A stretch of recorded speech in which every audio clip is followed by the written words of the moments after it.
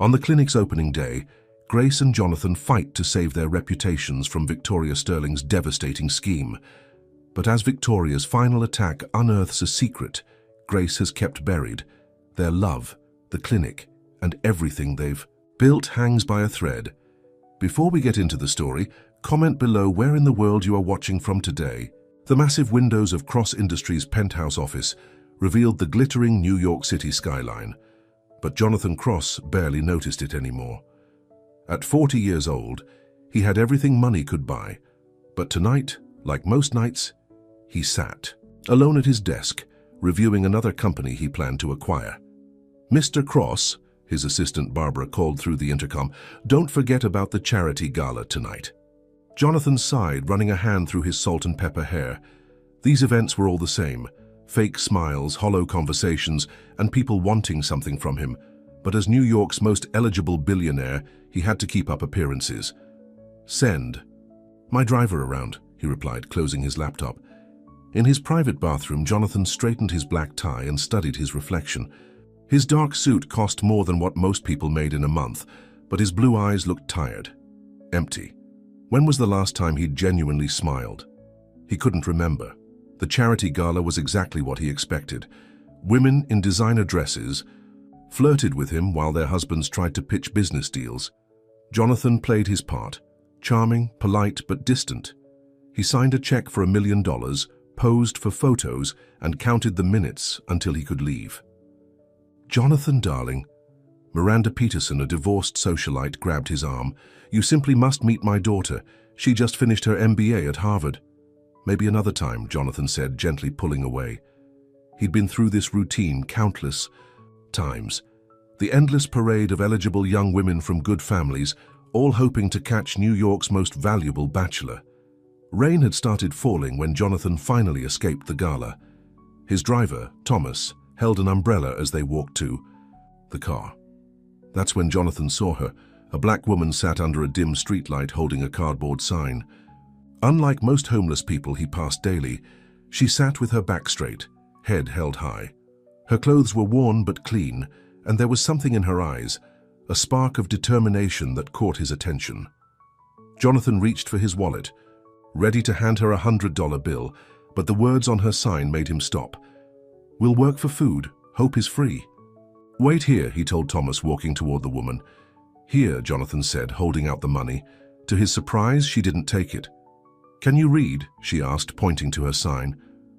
"I said work for food, not handouts." Jonathan stared at her, taken aback. In his world, nobody refused money, especially not from him. "You're sitting in the rain and you're turning down $100? "My dignity isn't for sale," she replied, meeting his gaze. "But if you want to offer me work, I'm listening." Rain dripped from Jonathan's expensive suit, but for the first time in years, something had captured his full attention. "What's your name?" "Grace Porter." "Well, Grace Porter, how about this? There's a diner around the corner. I'll buy you dinner, and in exchange you can tell me your story. That's work. You'll be providing a service." Grace studied him for a long moment. "Why would a man in a $3,000 suit want to hear my story?" "Because you're the first person in years who's turned down my money," Jonathan answered honestly. A small smile tugged at Grace's lips. "That suit costs more than $3,000, Mr. Cross." "Jonathan Cross." "The Jonathan Cross?" Grace raised an eyebrow. "The one they call the Wall Street Wolf." "You follow business news?" I read. "When you can't afford a TV or phone, newspapers." "In the library become your entertainment?" Grace stood up, gathering her few belongings. "All right, Mr. Cross, you've got yourself a deal, but I warn you, my story isn't pretty." Jonathan signaled to Thomas, who looked shocked at the sight of his boss talking to a homeless woman. "The diner on 52nd Street, Jonathan instructed, "and bring the car around in an hour." The diner was nearly empty. The late-night waitress did a double take when Jonathan Cross walked in with Grace, but she said nothing. They settled into a quiet booth at the back. "Order whatever you want," Jonathan said. Grace picked up the menu, her movements careful and deliberate. A cheeseburger, fries, and coffee. Black. After the waitress left, Grace folded her hands on the table. Close up, Jonathan could see she was younger than he'd first thought, probably in her early 30s. Despite her circumstances, her dark skin glowed with health, and her eyes were clear and intelligent. "So, Mr. Cross, what kind of story are you expecting? Something to make you feel good about helping the poor? Or something to shock your rich friends at their next charity gala?" "I want the truth," Jonathan replied, "and drop the Mr. Cross. It's Jonathan." Grace's coffee arrived, and she wrapped her hands around the warm cup. "The truth is simple. I was a nurse at Mercy Hospital, had an apartment, a car, a normal life. Then my mother got sick, aggressive cancer. The insurance didn't cover all the treatments, so I took out loans.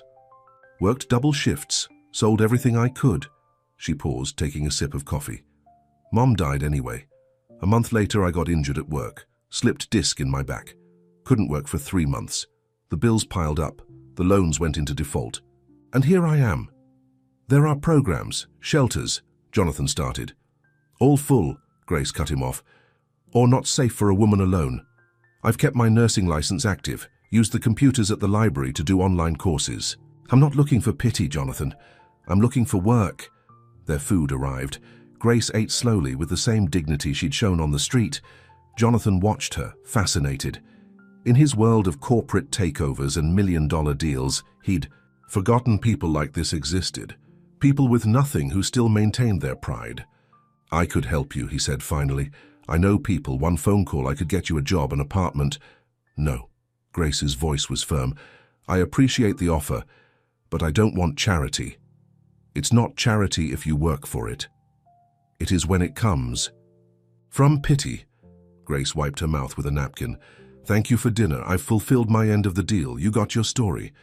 She stood up, gathering her worn backpack. "You're an interesting man, Jonathan Cross. Different than what the newspapers say, but do yourself a favor. Don't try to save me. I'll save myself." Jonathan watched her walk out of the diner, her head held high despite her circumstances. For the first time in years, he felt something stir in his chest, a mix of admiration, frustration, and curiosity. "Thomas," he called his driver. "From now on, I want to know if that woman returns to that street corner, and I want to know everything about Grace Porter, where she spends her days, what she needs." "Yes, sir," Thomas replied, but Jonathan barely heard him. His mind was already racing with plans, but something told him that Grace Porter wouldn't make any of them easy. That night, in his luxury penthouse apartment, Jonathan couldn't sleep. The image of Grace's proud face kept appearing in his mind. In a world where everyone wanted something from him, she had turned down his help. It was refreshing and incredibly frustrating. Little did he know, this rainy evening was about to change both their lives forever. The next morning, Jonathan couldn't focus on work. His secretary, Barbara, noticed something was different when he asked her to cancel his lunch meeting with potential investors, something he'd never done before. "Are you feeling all right, Mr. Cross?" Barbara asked, concerned. In 15 years, working for him, she'd never seen him so distracted. "I'm fine," Jonathan replied, staring out his office window. "Barbara, what do you know about the homeless situation in our city?" Barbara blinked in surprise. "Not much, sir, though I do volunteer at the St. Mary's Soup Kitchen once a month." "St. Mary's?" Jonathan turned around. "Where is that?" "Just 10 blocks from here." Why the sudden interest? Jonathan didn't answer. Instead, he grabbed his coat. "Cancel my afternoon meetings too." At St. Mary's, Jonathan found exactly who he was looking for. Grace Porter was serving food to a line of homeless people, wearing an apron over her worn clothes. She looked up when he walked in, but didn't stop what she was doing.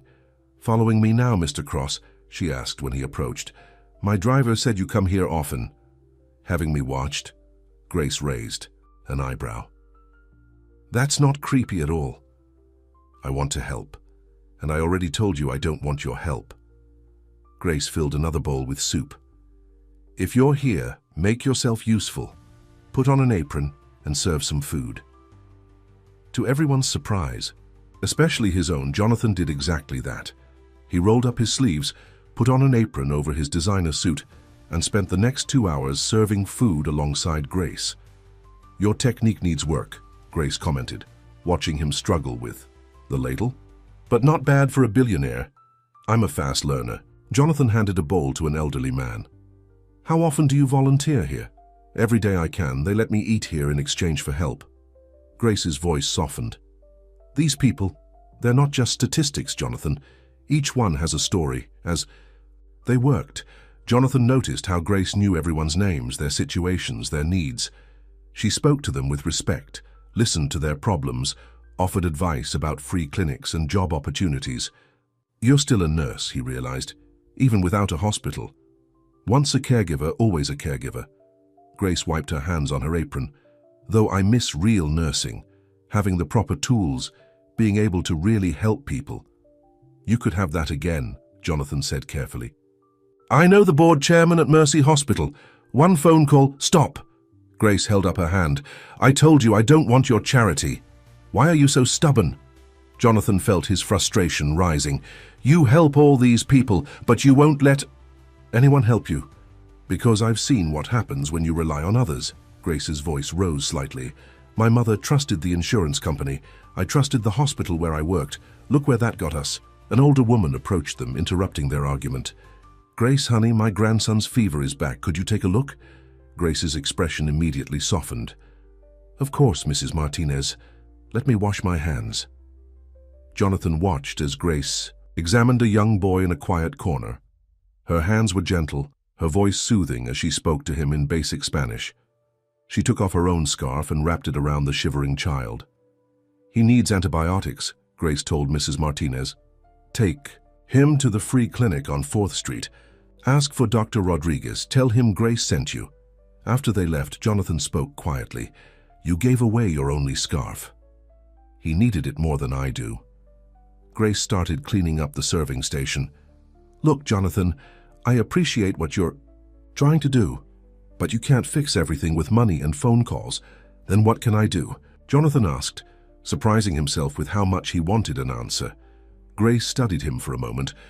If you really want to help, come back tomorrow, not in a suit. Wear something you don't mind getting dirty.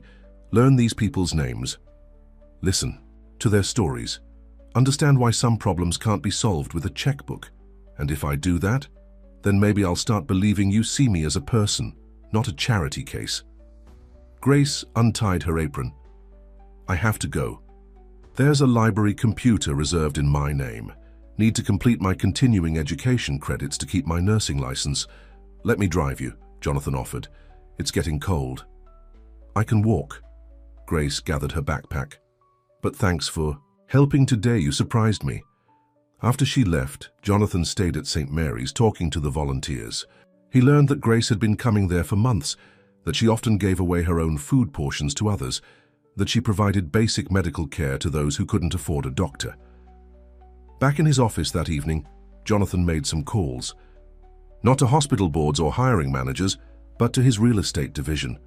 The empty building we own on 4th Street, he told his property manager. I want it renovated. Full update, heating, plumbing, everything, and I want it done fast. Are we selling it? The manager asked. No, Jonathan replied, looking at a news article about homeless statistics in New York. We're going to turn it into something else.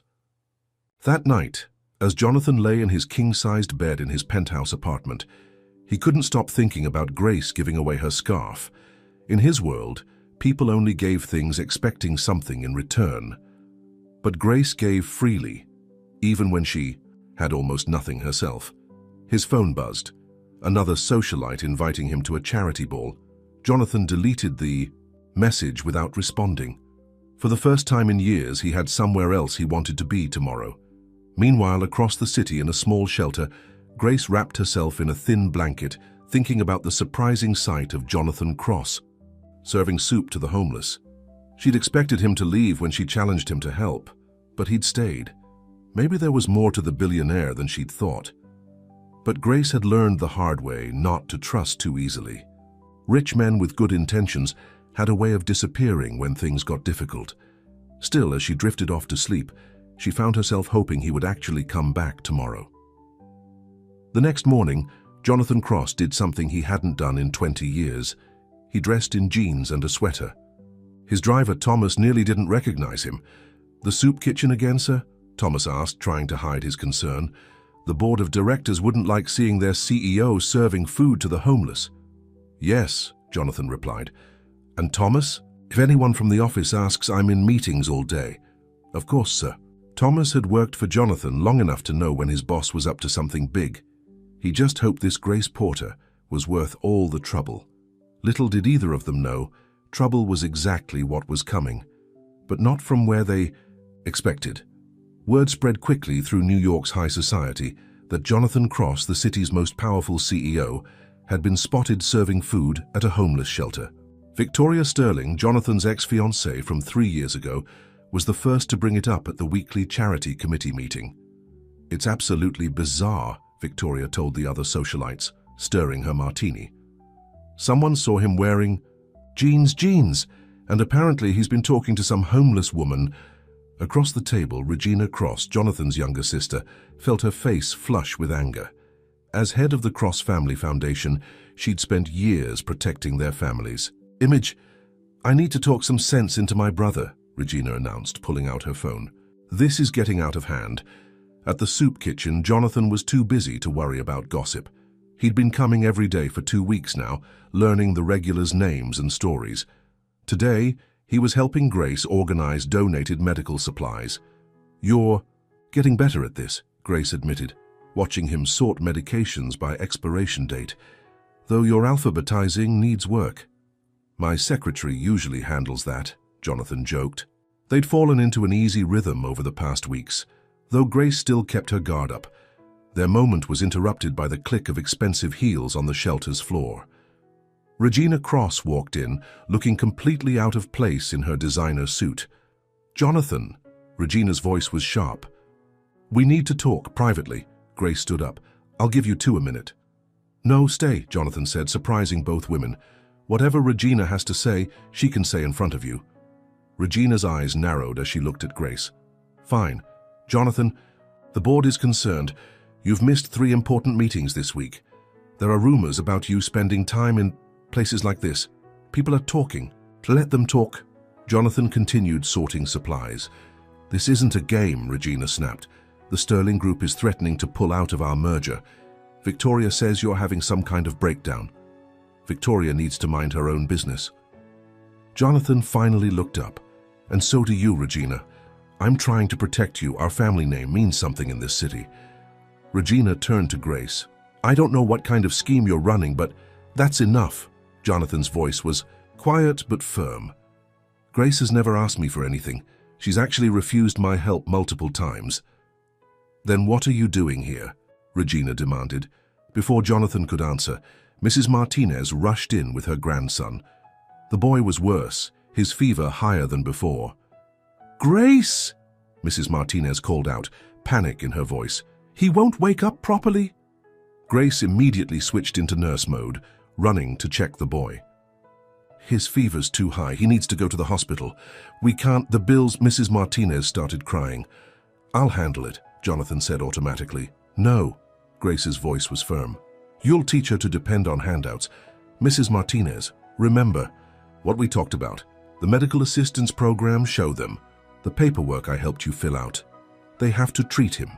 Regina watched in shock as her powerful brother helped Grace carry the sick boy to her car.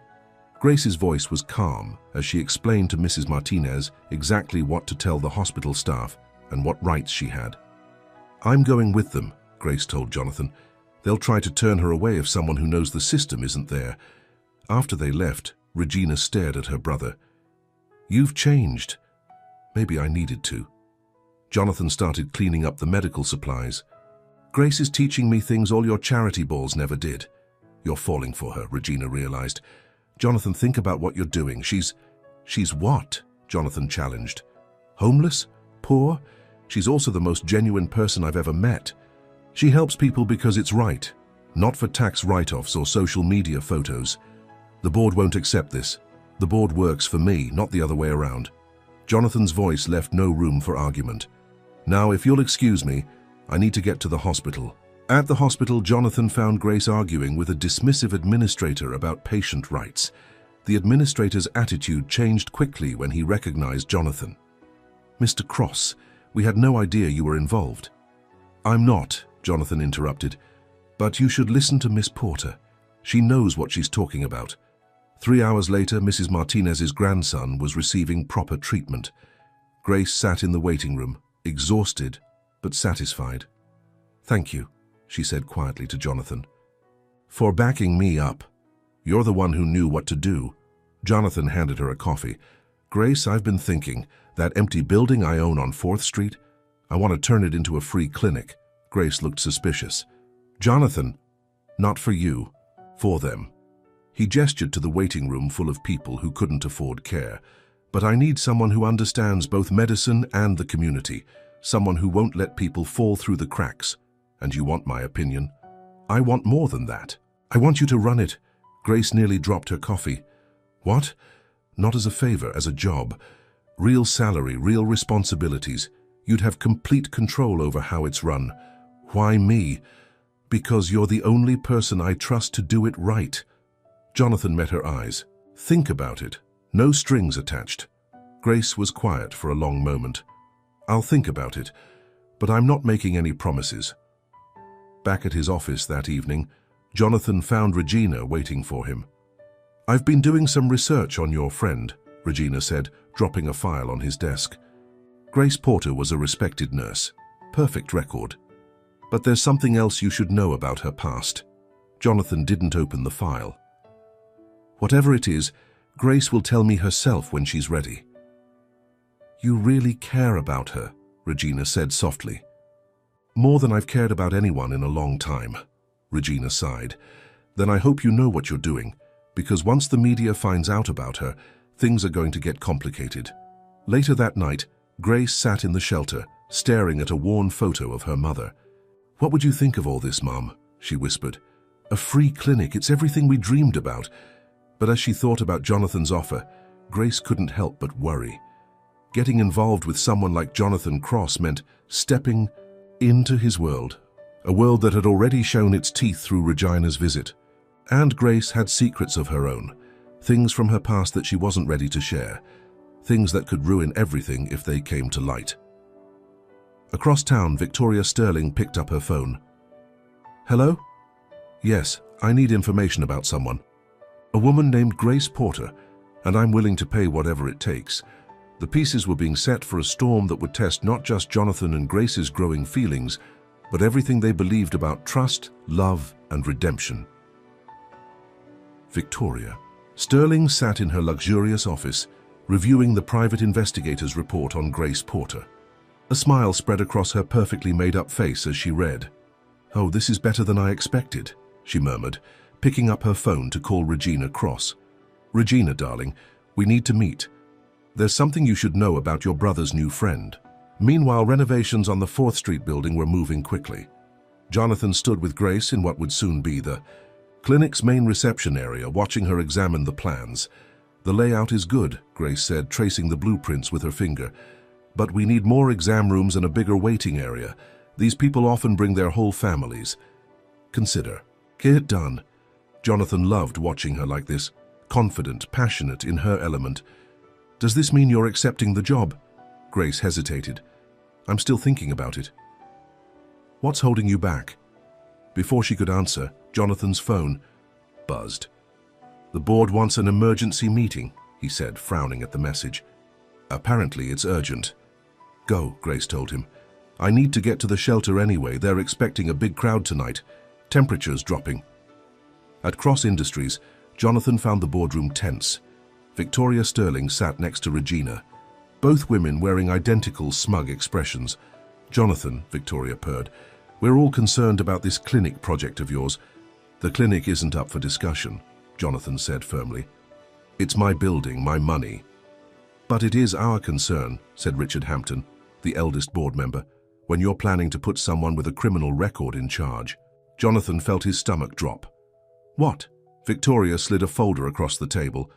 "Grace Porter was arrested 5 years ago, charged with drug theft from the hospital where she worked." "That's impossible," Jonathan said, but his hands shook as he opened the folder. "The charges were dropped," Regina added almost sympathetically, "but she resigned from the hospital immediately after. There were rumors about addiction, about selling medications. Stop!" Jonathan's voice was ice cold. "None of this is true. Grace is the most honest person I know. The arrest record is real, Victoria said. I have proof. Is this really who you want running your clinic? Think of the liability, the scandal. Jonathan stood up so quickly his chair fell backward. Meeting's over. Jonathan, Regina called after him, we're trying to protect you. But Jonathan was already gone, driving through the darkening city toward the shelter. His mind raced. It couldn't be true. There had to be an explanation. He found Grace helping an elderly man with his medications. She looked up when Jonathan entered, her smile fading at his expression. We need to talk, he said quietly. In a back office of the shelter, Grace listened. As Jonathan explained what he'd learned, she didn't seem surprised, just tired. So they finally found it, she said softly. I wondered when this would come up. Is it true? Grace met his eyes. Yes and no, I was arrested. The charges were dropped because I was innocent. But the real story, it's complicated. Tell me. Jonathan's voice was gentle. Please. Grace took a deep breath. I was working night.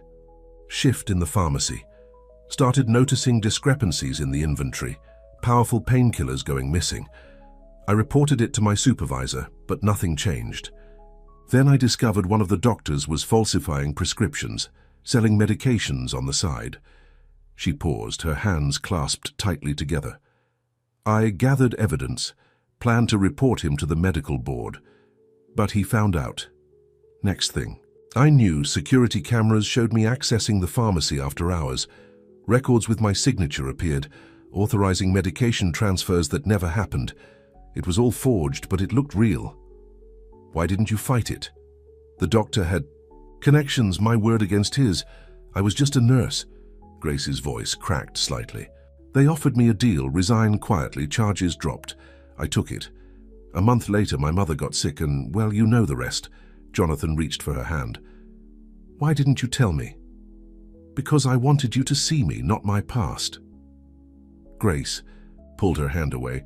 And because I knew this would happen eventually. Your world doesn't forgive people like me, Jonathan. One mistake, one accusation, and you're done. I don't care what they think. You should. You have shareholders, responsibilities. Grace stood up. Maybe this clinic idea isn't so good after all. Grace, wait. But she was already walking away, leaving Jonathan alone with the weight of her story. Back at his office, Jonathan made some calls. By midnight, he had a name, Dr. James Morrison, now practicing at a private clinic in Connecticut. The same doctor who had framed Grace. Victoria Sterling was still working late when Jonathan stormed into her office. I know what you did, he said coldly. Digging up Grace's past, trying to destroy her reputation. It ends now. Victoria smiled. Oh, Jonathan, you always did have a weakness for lost causes. First me, now her. You're nothing like her. Jonathan's voice was firm. Grace helps people, you just destroy them. I'm trying to help you. That woman is poison for your reputation. The media will tear her apart. Let them try. Jonathan turned to leave, then paused. By the way, Victoria, you're out of the merger deal. Find another company to save your failing business. Victoria's face went pale. You can't do that. I just did. That night, Jonathan couldn't sleep. He kept thinking about Grace, about everything she'd been through. His phone showed a dozen missed calls from Regina and the board members, but only one message mattered. From his private investigator, confirming Grace's story about Dr. Morrison. Across town, Grace sat in her usual spot at the shelter, helping a young mother fill out medical forms. Despite her own troubles, she couldn't stop helping others. It was who she was, Grace. She looked up to find Mrs. Martinez watching her. That rich man, he cares for you. It's not that simple, Mrs. Martinez. Love is never simple, mihija, but running away from it doesn't make it easier. Grace thought about Jonathan, how he'd listened to her story without judgment, how he kept showing up day after day to help at the shelter, how he saw her for who she really was. Sometimes, Grace said quietly, caring about someone isn't enough. But even as she said it, she wasn't sure she believed it anymore. Meanwhile, in her expensive apartment, Regina Cross made a decision. She picked up her phone and dialed a number. Dr. Morrison, This is Regina Cross. We need to talk about Grace Porter. The pieces were falling into place for a confrontation that would force everyone to choose sides and would test Jonathan and Grace's growing feelings in ways they never expected. Dr. James Morrison sat across from Regina Cross in an expensive Manhattan restaurant, his silver hair and tailored suit projecting success and respectability. No one would guess this was the man who had destroyed Grace Porter's career. So, Dr. Morrison said, sipping his wine, Grace Porter has resurfaced. I always wondered what happened to her. My brother wants to put her in charge of a new free clinic, Regina explained. We need to stop it. Morrison's eyes darkened. That would be unfortunate. A woman with her history having access to medications again? Very risky. Then you'll help? For the right price. Morrison smiled coldly. I have a reputation to protect. Across town, Jonathan was in his office, reviewing security footage from Grace's old hospital. His private investigator had finally obtained it after weeks of searching. Stop there, Jonathan told his tech team, pointing at the screen. The grainy video showed Dr. Morrison entering the pharmacy after hours, not Grace. Enhancement. Working on it, sir, his tech expert said. But the original files were damaged. It'll take time to clean them up. Jonathan's phone buzzed. Another text from Grace. She'd been avoiding him since their conversation about her past, only sending brief messages about the shelter's needs. At the shelter, Grace was trying to stay busy. A local news crew had shown up, wanting to do a story about the homeless woman who'd caught Jonathan Cross's attention. No comments, no interviews, Grace told the shelter staff firmly. These people deserve privacy. But Grace, one volunteer argued, think of the attention it could bring to the shelter's needs. At what cost? Grace shot back. Having our people treated like some feel-good story? No. The shelter's door opened and Jonathan walked in. He looked tired, his usual perfect appearance slightly rumpled. Grace, he said, we need to talk. I found something. Before Grace could respond, commotion erupted outside. Victoria Sterling was giving an interview right in front of the shelter. Of course we're concerned, Victoria was saying to the reporters. Mr. Cross is a brilliant businessman, but he's being manipulated. This woman, Grace Porter, has a history of drug-related charges. Grace felt her chest tighten. Everything she'd feared was happening. Don't listen to this, Jonathan said, trying to guide her away. But Grace stood, her ground, walking straight out to face Victoria. The cameras swung toward her. Ms. Sterling. Grace's voice was calm but firm. You're blocking access to a soup kitchen. There are hungry people waiting to get in. Victoria smiled sweetly for the cameras. Just trying to protect the community. After all, your history with controlled substances is a matter of public record, Grace cut in. Yes, I was falsely accused. Yes, the charges were dropped. But right now you're preventing children from getting their only hot meal of the day. Is that the image you want on the evening news? The reporters turned their cameras to the line of people waiting. Elderly men, mothers with children, all watching the scene unfold. Victoria's smile faltered. If you want to discuss my past, Grace continued, we can do that. But first, why don't you put on an apron and help serve some meals? See the people you're really hurting with these publicity stunts. A small boy tugged at Victoria's expensive skirt. Lady, I'm hungry. The cameras caught Victoria's look of discomfort and Grace's gentle smile as she knelt to the boy's level. Come on, sweetie. Let's get you some food. As Grace led the boy inside, the reporter's attention turned fully to Victoria, their questions now far less friendly. Inside the shelter, Jonathan watched Grace serve food with her usual quiet dignity. That was impressive. I learned a long time ago, Grace said, filling another bowl, that the best way to fight cruelty is with kindness. Victoria wanted a scene. She got a lesson instead. Grace, about Dr. Morrison. Not now, Grace cut him off. These people need to eat. But later, after the lunch rush, Grace finally let Jonathan show her what he'd found. They sat in the shelter's small office, watching the enhanced security footage. It's not perfect, Jonathan explained, but it clearly shows Morrison entering the pharmacy, not you. Grace watched her past play out on the screen, her hands trembling slightly. It doesn't matter anymore. It matters to me. Jonathan took her hand. Grace, with this evidence... What, I can clear my name? Get my old job back? Grace pulled away. That's not who I am anymore, Jonathan. These people, this work, it's where I belong now. You belong wherever you choose to belong, Jonathan said firmly. But Morrison should pay for what he did. Grace was quiet for a moment. Did you know that after I left the hospital, 3 more nurses were accused of similar things? All resigned quietly. All cases involved Morrison. Jonathan's jaw tightened. He's still hurting people. Yes, but... Grace was interrupted by a commotion outside. They rushed out to find Regina Cross standing in the shelter's main room. But she wasn't alone. Dr. Morrison was with her. "Hello, Grace," Morrison said smoothly. "It's been a long time." Grace froze. Jonathan stepped in front of her protectively. "Get out," he growled at Morrison. Now, Morrison smiled.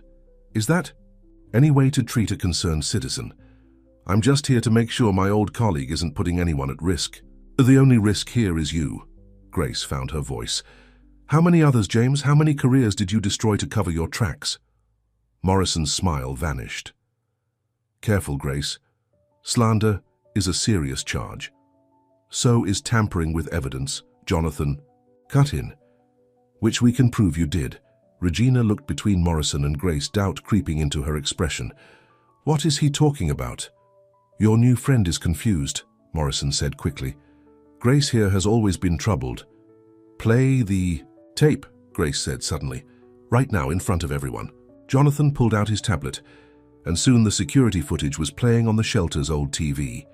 The room fell silent as they watched Morrison clearly entering the pharmacy, loading boxes into a cart. That could be anyone," Morrison sputtered. "The enhanced version shows your face quite clearly," Jonathan said coldly. "Would you like to see it again?" Morrison's composure cracked. He turned to run but found his path blocked by 2 police officers. Jonathan's security team had called them as soon as Morrison arrived. "Dr. James Morrison," one officer said, "we'd like to ask you some questions about several open investigations." As Morrison was led away, Regina turned to Grace. "I'm sorry, I was trying to protect my brother." "You're not the first person he fooled," Grace said quietly. That evening, after the excitement died down, Jonathan and Grace sat on the shelter's steps, watching the sunset. "The board called," Jonathan said. "Morrison's arrest is already making waves. 3 more former nurses have come forward." "It won't bring back the years I lost," Grace said softly. "No." Jonathan took her hand, and this time she didn't pull away. "But it might help you build something new. The clinic still needs a director." Grace looked at him. "After all this, you still want me to run it?" "Now, more than ever." Jonathan squeezed her hand. "You fought for the truth when everyone doubted you. You kept helping others even when you were hurting. That's exactly who I want in charge." Grace was quiet for a long moment. "The clinic will need policies to prevent what Morrison did. Strong oversight, regular audits," and Jonathan smiled. "Is that a yes?" "That's a, I'll think about it." But Grace was smiling too. "One condition, though. The shelter gets priority access for emergency cases." "Deal." As they sat together watching the city lights come on, neither noticed Victoria Sterling watching from her car across the street, her face dark with anger. "This isn't over," she muttered, picking up her phone. "Time for Plan B." The truth about Morrison might have come out, but the real storm was just beginning. Victoria Sterling paced in her penthouse office, her high heels clicking against the marble floor. The morning news was playing on mute, showing footage of Dr. Morrison's arrest. Her phone buzzed with a text from an unknown number. "It's done," the message read. "The papers are where you asked." Victoria smiled. "Perfect." At the construction site of the new clinic, Grace was reviewing the progress with the project manager. The walls were up, medical equipment was being installed, and hope was in the air. "We'll need extra heating in the waiting area," Grace pointed out. "Many of our patients won't have warm clothes." Jonathan watched her from across the room, admiring how naturally she'd taken charge. The past week since Morrison's arrest had brought them closer, though Grace still kept careful boundaries. "Miss Porter?" A delivery man entered, holding a large envelope. "This came for you." Grace opened it and froze. Inside were photographs, old ones from her mother's final days in the hospital. Private moments she thought no one had captured. "Grace?" Jonathan noticed her distress. "What's wrong?" But before she could answer, her phone rang. The shelter needed her. A family had just arrived, the children sick with fever. "We'll talk later," she told Jonathan, quickly tucking the envelope into her bag. "This can't wait." At the shelter, Grace found a young mother with 3 children, all showing signs of flu. As she checked their temperatures, her mind kept going back to the photos. Who had taken them? And why now? Jonathan, worried about Grace's reaction to the envelope, had his security team check the delivery service. The trail led nowhere. A cash payment, no sender information. His phone rang. It was Regina. "Jonathan, you need to see this," his sister said. "Someone sent documents to the board.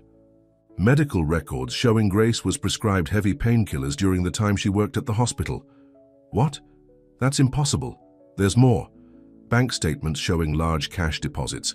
They're trying to prove Morrison was telling the truth about her." Jonathan's hands tightened on his phone. "It's all fake. Victoria's behind this." "Probably, but it looks real. The board is meeting tomorrow to discuss the clinic project." At the shelter, Grace was finishing up with the sick family when she got another envelope. This one contained a note. "Leave now, or everyone learns the truth about your mother's death." Grace felt her world spin. No one knew about that night. The morphine pump, her mother's begging, the choice she'd had to make. "Grace?" Mrs. Martinez touched her arm. "You look pale, mihija." "I'm fine," Grace managed a smile. "Just tired." But she wasn't fine. The carefully built walls around her past were crumbling, and she had no idea how to stop it. Jonathan found her there hours later, still tending to the sick children. "We need to talk," he said gently. "Someone's trying to hurt you." Grace looked up, her eyes tired. "I know." In the shelter's small office, Grace finally showed him the photos and the note. "They're threatening to expose something about your mother," Jonathan asked carefully. Grace's hands shook. "The night my mom died, she was in so much pain. The cancer was everywhere. She begged me." She stopped, unable to continue. Jonathan took her hand. "Grace, whatever happened, we'll face it together. You don't understand. If this gets out, the clinic—" "I don't care about the clinic, but I do." Grace pulled away. "Those people out. They need it. I won't let my past destroy their chance for help." Jonathan's phone buzzed, another message from Regina. The board had moved their meeting up. They were gathering tonight. "Come with me," he told Grace. "Tell them your story yourself, the whole story." "And risk everything?" "There are things I've never told anyone, Jonathan." "Trust me," he said softly. "Please."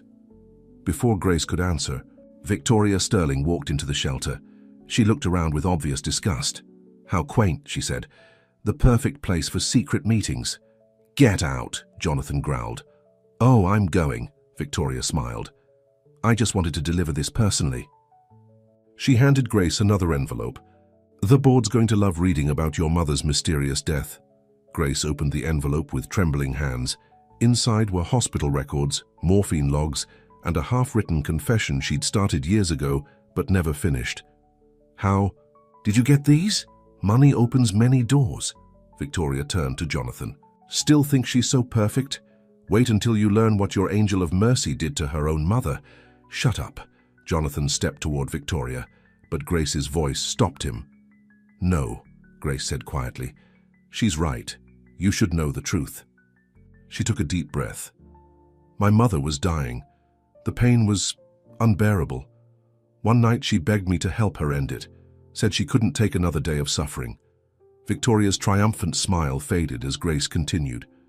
"I sat with her all night, listening to her beg. Then I called the doctors, asked them to increase her pain medication. By morning she was gone, peacefully, without pain." Grace's voice broke. "I didn't help her die. I helped her live her last hours without suffering. The shelter was silent. Even Victoria seemed taken aback by Grace's raw honesty. That's your big scandal? Jonathan asked Victoria. That Grace showed mercy to her dying mother. The board, Victoria started. The board will hear all of it, Jonathan cut her off. Every detail. About Morrison's lies. About your schemes, about how Grace has spent years helping others while you've spent years destroying people. Victoria's composure cracked. You're choosing her. This nothing, this nobody? She's not nobody, Jonathan said firmly. She's everything I want to be. After Victoria stormed out, Grace and Jonathan sat in silence. I'll resign, Grace said finally. The clinic doesn't need this controversy. No, Jonathan took her hands. The clinic needs exactly this. Someone who understands suffering, who knows the difference between rules and compassion. Grace looked at him, seeing no judgment in his eyes, only understanding. Why are you fighting so hard for me? Jonathan smiled softly. Because I love you. The words hung in the air between them, simple but profound. Before Grace could respond, Regina burst in. The board's waiting. Victoria's already there, telling her version of events. Grace stood up, straightening her shoulders.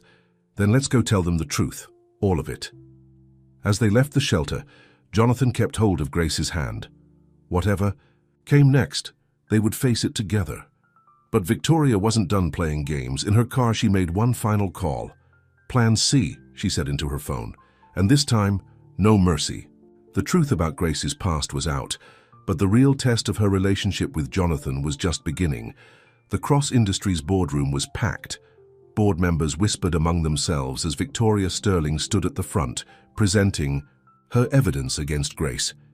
Can we trust someone with this kind of past to run a medical facility? Victoria was saying, her voice dripping with fake concern. The liability alone. The doors opened. Jonathan walked in with Grace beside him, Regina following close behind. Grace had changed into clothes Barbara had brought from the office, a simple blue dress that made her look both professional and determined. Sorry to interrupt, Jonathan said, not sounding sorry at all. But since you're discussing Grace Porter, maybe she should speak for herself. Victoria's smile faltered. We've already heard enough. No, Richard Hampton, the eldest board member, cut in. Let her speak. Grace walked to the front of the room, her head held high. She looked at the faces around her, wealthy, powerful people who'd never known real struggle. Everything Ms. Sterling told you about my mother is true, Grace began. The room went silent. She was dying of cancer. She was in pain. And yes, I was there the night she died. Grace took a deep breath. But that's not the whole story. Let me tell you about my mother. A woman who spent 30 years as a teacher in the poorest parts of this city, who used her own money to buy shoes for kids who couldn't afford them, who taught me that helping others isn't charity, it's responsibility. She turned to Victoria. You dug through my past hoping to find darkness. Instead, you found the moment that made me who I am. Watching my mother suffer taught me that everyone deserves dignity, especially in their darkest hours. The board members shifted uncomfortably as Grace continued. You want to know if you can trust me with medications? Ask the shelter residents I've helped navigate the healthcare system. Ask Mrs. Martinez, whose grandson would have died without proper medical guidance. Ask the dozens of people I've connected with free clinics and assistance programs, Jonathan stepped forward. If anyone wants proof of Grace's character, come to the shelter. Watch her work. See what real compassion looks like. Victoria wasn't giving up. This is a business decision, not a charity. No, Regina surprised everyone by speaking up. This is about doing what's right. I was wrong about Grace, we all were. Richard Hampton cleared his throat. Ms. Porter, what exactly happened with Dr. Morrison? I caught him stealing medications. He framed me to cover his crimes. Now he's in jail, and more victims are coming forward every day. Grace's voice was steady. I could have fought harder then, but I was too worried about my mother's medical bills. I won't make that mistake again. If you want someone who'll look the other way, I'm not your person. The boardroom was quiet for a long moment. Then Hampton spoke again. I've been on this board for 30 years. In that time, I've never seen Jonathan Cross fight so hard for anything, or anyone. He looked at Grace. The clinic project will continue with you as director. All in favor? Hands went up around the room. Victoria's face turned red with fury. You can't be serious. She's nothing but a... Careful, Jonathan's voice was cold. Choose your next words very carefully. Victoria grabbed her papers and stormed out, but not before turning to Grace. This isn't over. After the board dispersed, Grace sat alone in the conference room, emotionally drained. Jonathan brought her a cup of tea. You were amazing, he said softly. I was terrified. Grace wrapped her hands around the warm cup. I've never told anyone all of that before. I meant what I said before, Jonathan sat beside her. About loving you. Grace looked at him. Why? You could have anyone. I don't want anyone. I want you. Jonathan took her hand. You make me want to be better. To do better. Before Grace could respond, Regina rushed in. We have a problem. Victoria's gone to the press. She's holding a press conference right now. On the office TV, Victoria stood before a crowd of reporters. The public deserves to know the truth about Cross Industries' new clinic director. A woman with a suspicious past, whose own mother died under mysterious circumstances. Grace watched, feeling strangely calm. She really doesn't give up, does she? I'll handle the press, Regina said. We can spin this. No. Grace stood up. No more hiding, no more spin. She turned to Jonathan. Take me to that press conference. Well, Grace, you don't have to. Yes, I do. She squeezed his hand. Trust me. 20 minutes later, their car pulled up to the hotel where Victoria was speaking. Grace walked straight to the podium, Jonathan and Regina flanking her protectively. Victoria's eyes widened. What are you doing here? My job, Grace said into the microphones. Yes, my mother died while I was her nurse. Yes, I was accused of crimes I didn't commit. Yes, I've been homeless. I'm not hiding any of it. She looked straight into the cameras. But here's what else is true. I'm a licensed nurse who spent the last year helping homeless people get medical care. I caught a doctor stealing drugs and stood up to him, even when it cost me everything. And now I'm going to run a free clinic that will help thousands of people who can't afford healthcare. The reporters started shouting questions. Grace held up her hand. One more thing, she said. To anyone watching who's lost everything, who thinks they'll never get back up, don't give up. Your past doesn't define you. Your struggles don't define you. What defines you is how you help others, even when you're hurting yourself.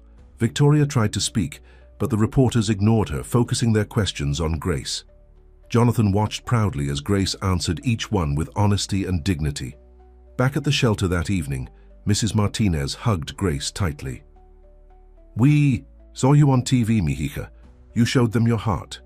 Did I do the right thing? Grace asked Jonathan later, as they sat on their usual steps. You did the brave thing, he replied. The Grace thing. Grace laughed softly. Is that a compliment? The highest one I know.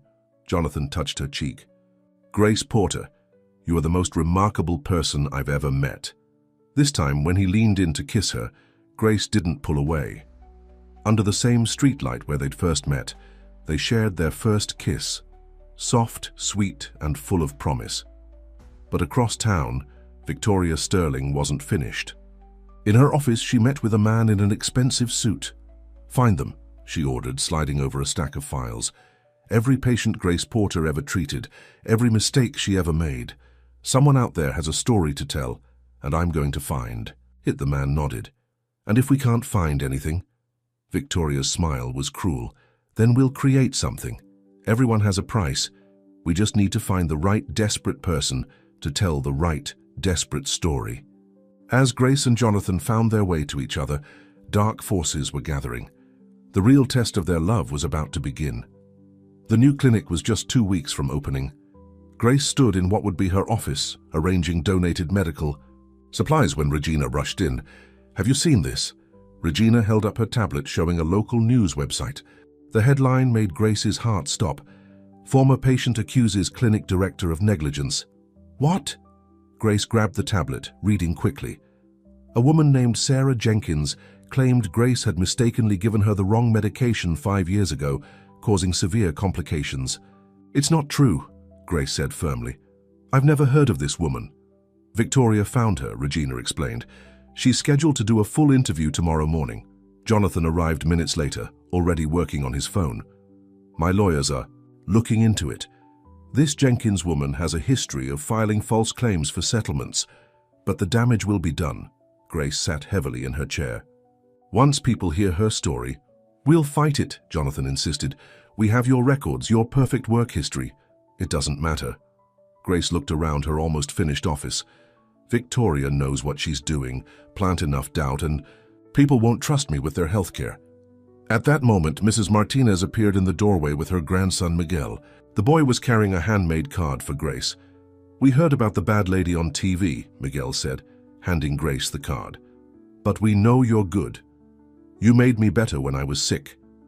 Grace felt tears in her eyes as she read the card, signed by dozens of shelter residents. Each one had written a message about how she'd helped them. See, Jonathan said softly, these are the people who matter. They know the truth. But Victoria's plan was already working. By evening, 3 more former patients had come forward with complaints. All their stories had just enough truth mixed with lies to sound believable. They're all lying, Grace told Jonathan as they watched the news coverage. But how do I prove it? Jonathan held her close. We'll find a way, I promise. Meanwhile, Victoria sat in her office meeting with Sarah Jenkins, a thin, nervous woman who kept fidgeting with her purse. Remember your story, Victoria instructed, sliding an envelope full of cash across her desk.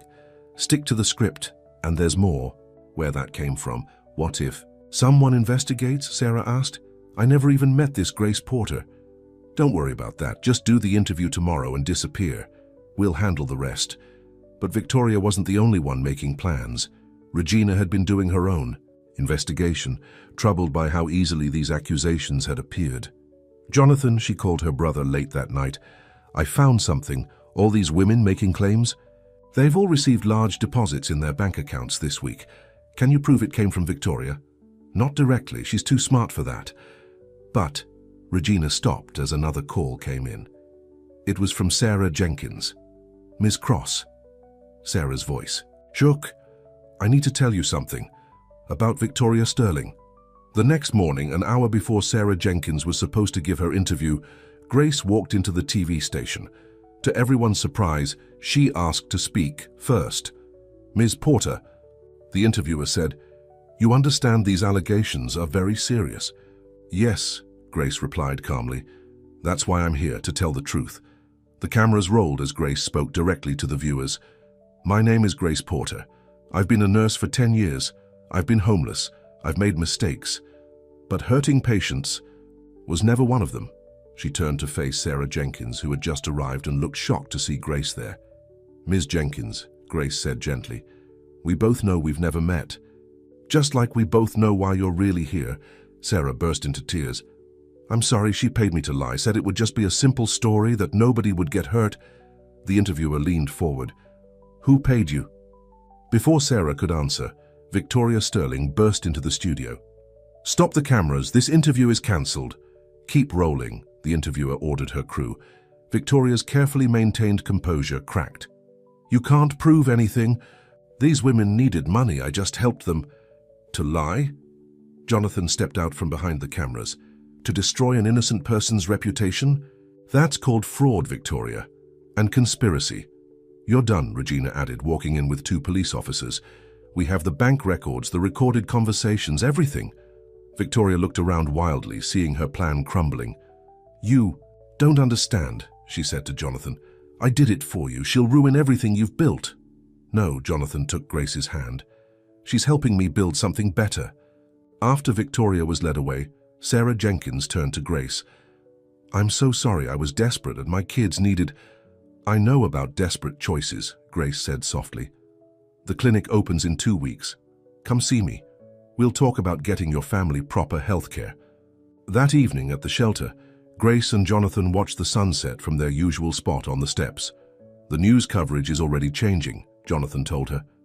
Victoria's arrest is the bigger story now. The clinic's reputation is safe. It's not about the reputation, Grace said. It's about the people we can help. She paused. You know, when Victoria was attacking me, all I could think about was protecting the clinic. Not myself, the clinic. That's why I love you." Jonathan pulled her close. "You always think of others first." "Not always." Grace turned to face him. "Right now, I'm thinking about us." Jonathan smiled. "And what are you thinking?" "That maybe it's time to stop being afraid, to trust that something good can last." Grace touched his face. "I love you too, Jonathan Cross." Their kiss was interrupted by cheers. The shelter residents had been watching through the windows. "About time?" Mrs. Martinez called out, making everyone laugh. But across town in a jail cell, Victoria Sterling made one final call. "It's time," she said into the phone. "Tell him to release everything." Grace and Jonathan's happiness was about to be tested one last time. Victoria's final revenge would target not just Grace, but everyone she loved. And this time, she had nothing left to lose. The morning of the clinic's opening day started perfectly. News crews gathered outside the renovated building, capturing shots of the line of people waiting for medical care. Grace, dressed in her new white doctor's coat, was checking last-minute details when Jonathan pulled her aside. Before the doors. "Open," he said. "I have something to show you." He led her to the clinic's entrance, where a newly installed plaque read, "The Sarah Porter Memorial Clinic, dedicated to those who never stop helping others."